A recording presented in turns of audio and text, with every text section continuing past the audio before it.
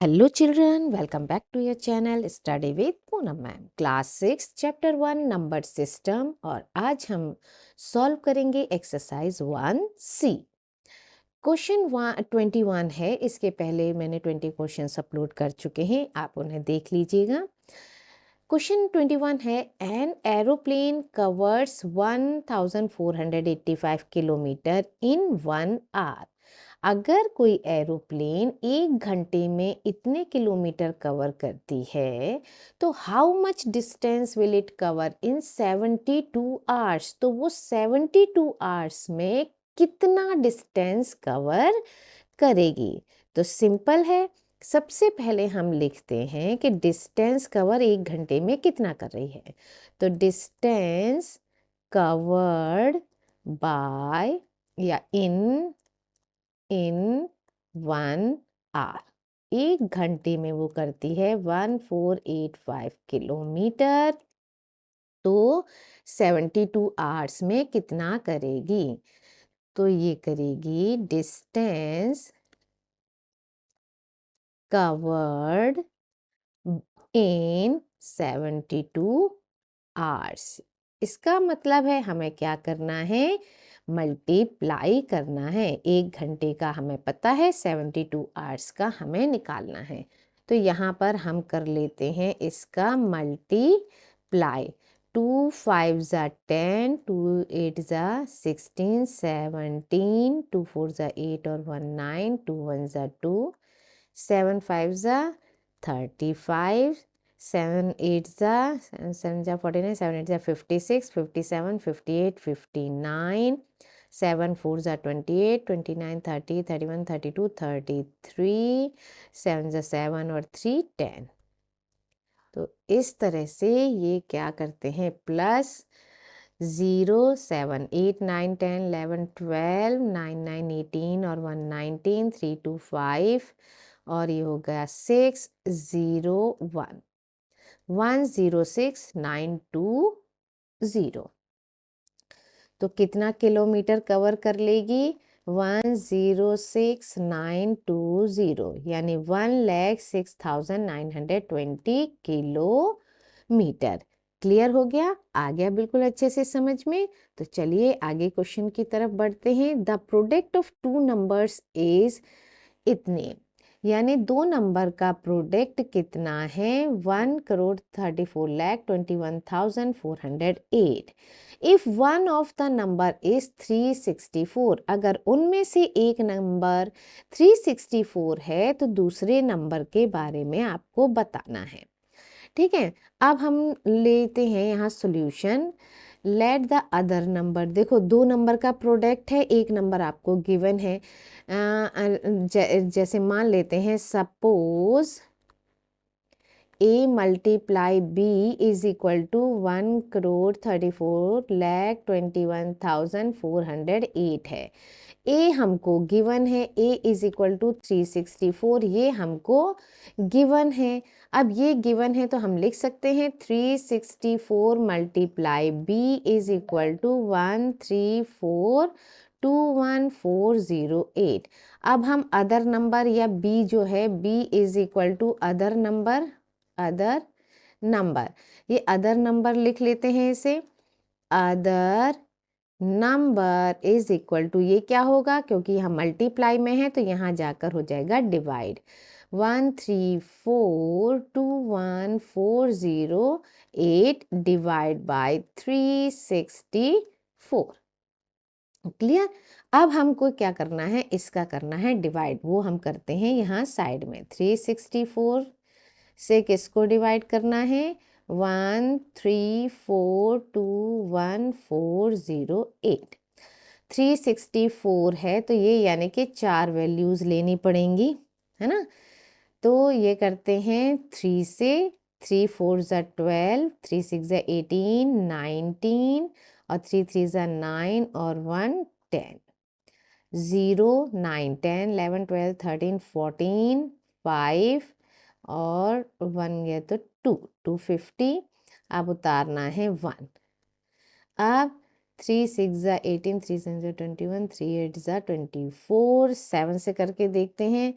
7 4 ज़ा 28, 7 6 ज़ा 42, 43 44, 7 3 ज़ा 21, 22 20 24 25।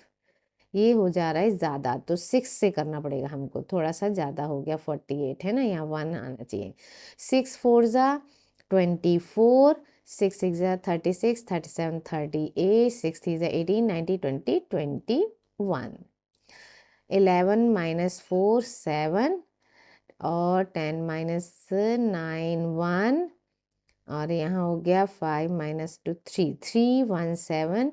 अब हमको उतारना है 4 31, तो ये करते हैं 8 से, 4 8 ज़ा 32, 48 49 50 51, 3 ज़ा 24 25 26 27 28 29। 4 माइनस 2 2, 6 9 10 11 यानी 2, और ये तो 0 हो गया। देन 0, अब उतारते हैं हम 0। 0 उतारने के बाद हम इसमें देंगे 7 से, क्योंकि 8 से तो 2 9 आ रहा है, तो इतना आएगा नहीं, और 6 से 2 5 आ रहा है, तो वो 7 से 2 5 आ रहा है ना, हाँ ठीक है, 2 5 आ रहा है, तो ये लिखना पड़ेगा क्योंकि 6 से और कम आ रहा है, तो 7 7 से क्या था, 2 5 4 8, इसको माइनस किया, 10 माइनस 8 2, और ये है 4 5 6 7 8 9 10 11 12 यानी कि 7। अब बचा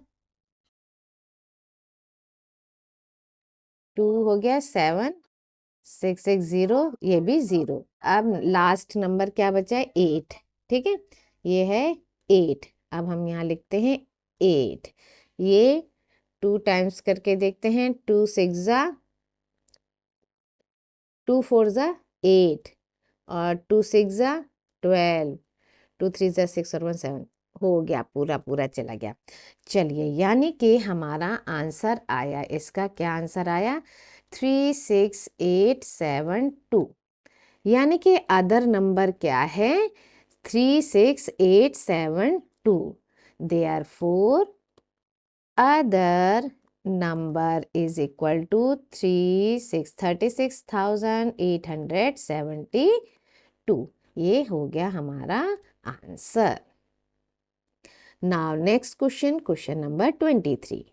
If 36 flats cost 6 crore 82 lakh 51,500, what is the cost of each flat? देखो 36 फ्लैट की कॉस्ट दी है और एक फ्लैट की कॉस्ट हमें निकालनी है, तो क्या करना पड़ेगा, सिंपली डिवाइड। तो सबसे पहले हम लिखते हैं कि कॉस्ट ऑफ 36 फ्लैट्स, 36, देखो छोटा दिया है बड़ा पूछ रहा है, मल्टीप्लाई, बड़ा दिया है छोटा पूछना है, एक का पूछना है, ज़्यादा दिया है तो डिवाइड, ठीक है, एक दिया है और ज़्यादा का पूछना है तो मल्टीप्लाई। तो 36 फ्लैट की कॉस्ट क्या है, flats is equal to 6 crore 82 lakh 51,500 है।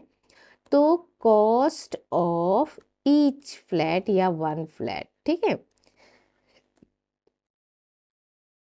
रुपीज 8,682,51,500 डिवाइड बाय 36, ठीक है। अब इसको भी हम डिवाइड करते हैं, चलिए यहाँ पर ही डिवाइड कर लेते हैं साइड में, किससे, 36 से, 36 से डिवाइड करते हैं 68251,500, तो 68 वन टाइम 36, 6 7 8 32, फिर 2, now 8 6 8 is 48, 3 8 is 24 25 26 27 28,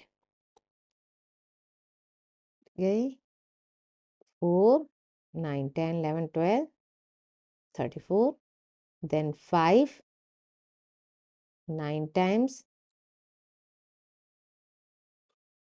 54 27 28 29 30 31 32,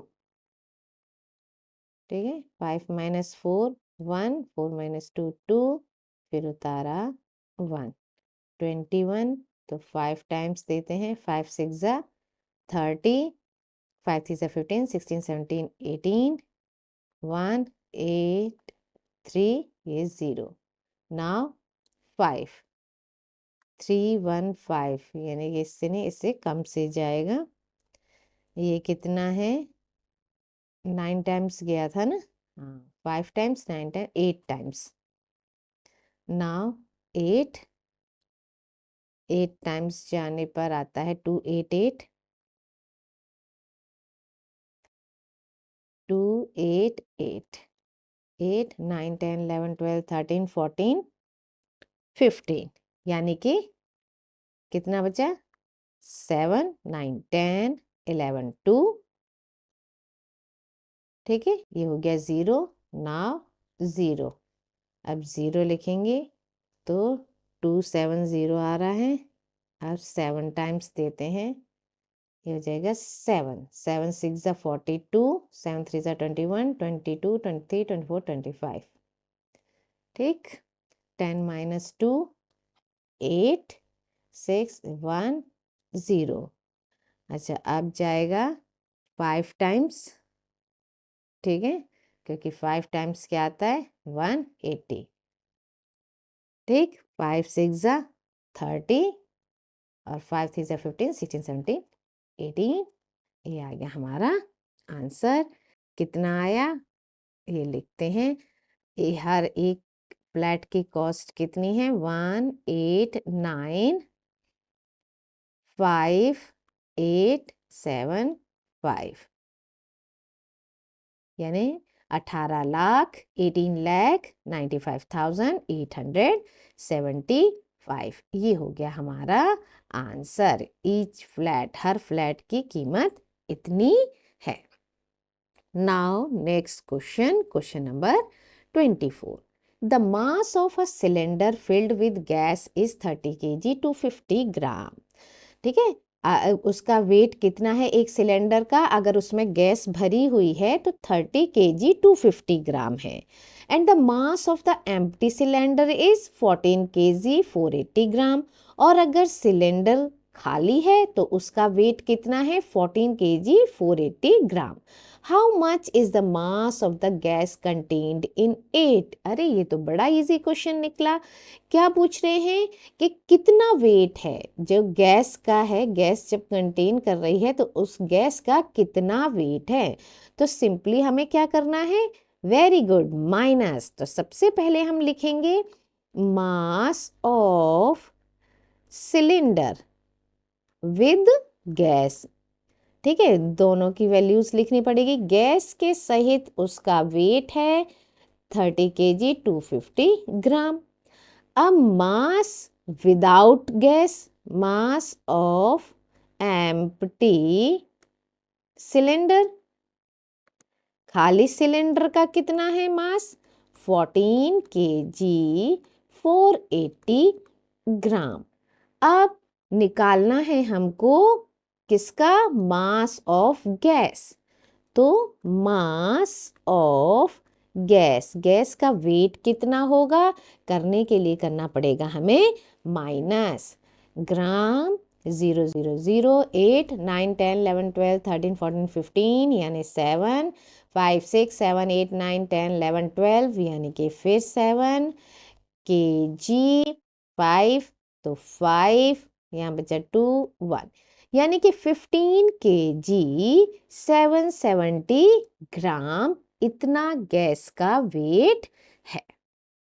चलिए next question 25। From a cloth 5 meter long, a piece of length 2 meter 85 centimeter is cut off. What is the length of the remaining piece? अरे वाह, ये भी बड़ा इजी क्वेश्चन निकला कि 5 metre कपड़े में से अगर 2 मीटर 85 सेंटीमीटर कट कर लिया है तो अब कितना पीस बचा हुआ है, रिमेनिंग पीस कितना है। तो सबसे पहले हम लिखते हैं कि टोटल क्लॉथ कितना है, ठीक है, total length of cloth, total length कितनी है 5 मीटर। अब उसमें से कट ऑफ कितना कर लिया है, ठीक है, length of peace cut off, वो किया है 2 मीटर 85 सेंटीमीटर। अब हमको रिमेनिंग पीस बताना है, तो remaining piece of cloth, remaining piece कितना है उसके लिए करना पड़ेगा हमको माइनस। इतना बड़ा कपड़ा है, उसमें से इतना काट लिया है, तो इस पूरे कपड़े में से इस कपड़े को हटा दो तो बचे हुए का आ जाएगा मेजरमेंट। अब देखिए सिंपली इसमें क्या करना है, यहाँ कुछ नहीं है, इसीलिए माइनस करने के लिए हमें यहाँ 0 सेंटीमीटर लेना पड़ेगा और यहाँ से लेनी पड़ेगी कैरिंग। 10 - 5 5, 9 तो 1, यहाँ मीटर, यहाँ से कैरिंग गया था 3 4 5 2, यानी कि 2 मीटर 15 सेंटीमीटर कपड़ा बचा हुआ है। In order to make a shirt, ठीक है, a length of 2 metre 75 centimetre of cloth is needed. How much length of the cloth will be required for 16 such shirts? चलिए ये भी इजी है, कुछ टफ नहीं है। क्या कह रहे हैं कि एक शर्ट बनाने के लिए कितनी चाहिए होती है कपड़ा, 2 मीटर 75 सेंटीमीटर। ऐसी ही सेम साइज की सेम लेंथ इस सब की बनाने के लिए, ऐसी एक शर्ट बनाने के लिए इतना कपड़ा चाहिए, तो ऐसे ही 16 शर्ट्स बनाने के लिए कितना क्लोथ रिक्वायर्ड होगा। ठीक है, अब सबसे पहले हम क्या करते हैं कि देखते हैं कि इसमें क्या आता है। तो सबसे पहले हम लिखते हैं कि एक शर्ट बनाने में कितना रिक्वायर्ड है। ठीक है, क्लोथ, क्योंकि एक का दिया है, ज़्यादा का निकालना है, तो इसका मतलब है हमें मल्टीप्लाई करना है सिंपली। 16 शर्ट का दिया होता, एक का निकालना होता तो हमें डिवाइड करना होता। तो क्लोथ रिक्वायर्ड फॉर 1 शर्ट, एक शर्ट के लिए कितना कपड़ा चाहिए, 2 मीटर 75 सेंटीमीटर। तो ऐसे ही 16 शर्ट्स के लिए कितना चाहिए, clothes required for 16 shirts, यानी कि 2 मीटर 75 सेंटीमीटर मल्टीप्लाई बाय 16। अब इसको मल्टीप्लाई करते हैं, 2 मीटर 75 सेंटीमीटर को 16 से। ठीक है, इसको सिंपली 275 भी लिख सकते हो आप। ठीक, 6 5 30, 6 7 42, 40 44 45, 6 2 12, 13 14 15 16, 1 5 5, 1 7 7, 1 2 2, 0 5 5 10, 7 7 14, 2 3 4, और पॉइंट का ये कितना है, 2 सेंटीमीटर। ठीक है, ये सेंटीमीटर हो गया और ये मीटर हो गया। इसका मतलब है 2 मीटर 75 सेंटीमीटर इंटू 16 का आंसर हो गया 44 मीटर 00 सेंटीमीटर, और ओनली 44 मीटर। कितने चाहिए 16 शर्ट्स बनाने के लिए, 44 मीटर कपड़ा रिक्वायर्ड है। Now question number 27. For making 8 trousers of the same size, इतने of cloth is needed. How much cloth will be required for each such trouser? अब देखिए यहाँ उल्टा हो गया है ना, वहाँ क्या दिया था, एक शर्ट बनाने में इतना कपड़ा चाहिए, तो 16 में कितना लगेगा। यहाँ बोला है 8 ट्राउजर्स, यानी कि 8 ट्राउजर बनाने में सेम साइज के इतने मीटर कपड़ा लगता है, ज़रूरत होती है। तो ऐसे हर पैंट के लिए, हर ट्राउज़र के लिए कितना कपड़ा चाहिए, यानी हर एक ट्राउज़र का कितना। तो सिंपली क्या करना है हमको, डिवाइड। Very good. तो चलिए सबसे पहले लेते हैं total length. Total length for 8 trouser, ठीक है, 8 ट्राउजर्स के लिए चाहिए 14 मीटर 80 सेंटीमीटर, यानी कि 1480 इतने सेंटीमीटर में कन्वर्ट कर लिया है, क्योंकि डिवाइड करके फिर हम इसको सही बना लेंगे। अब कितना चाहिए? Length of cloth required for 1 trouser. एक ट्राउजर के लिए कितना चाहिए? 1480 सेंटीमीटर डिवाइड बाय 8, क्योंकि 8 का लिखा हुआ है। अब इसको पहले हम डिवाइड कर लेते हैं, ठीक है।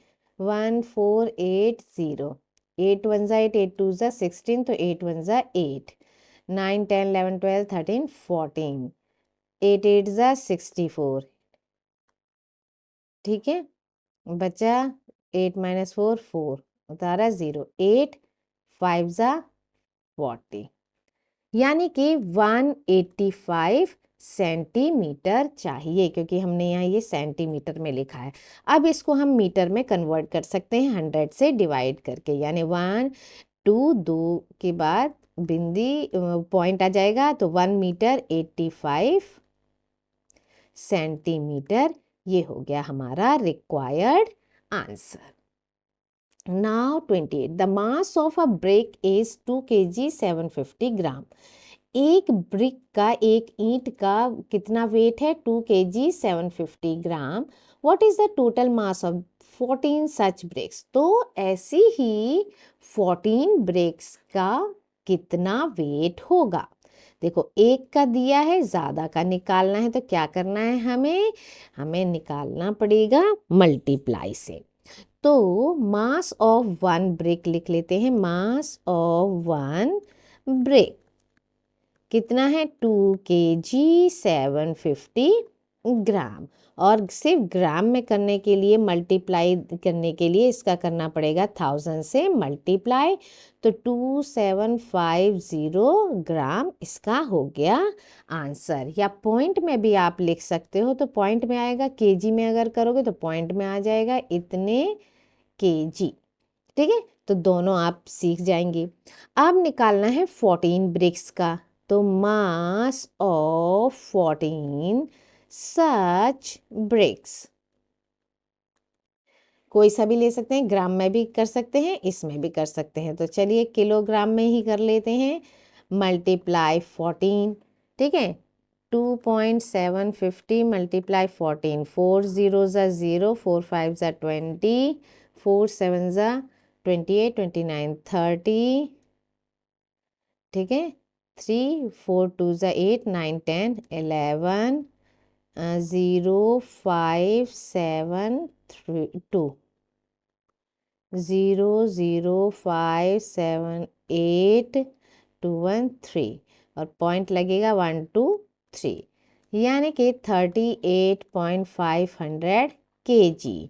और kg ग्राम में करने के लिए 38 kg 500 ग्राम। ये हो गया हमारा आंसर, रिक्वायर्ड आंसर के 14 ब्रिक्स का वेट इतना है।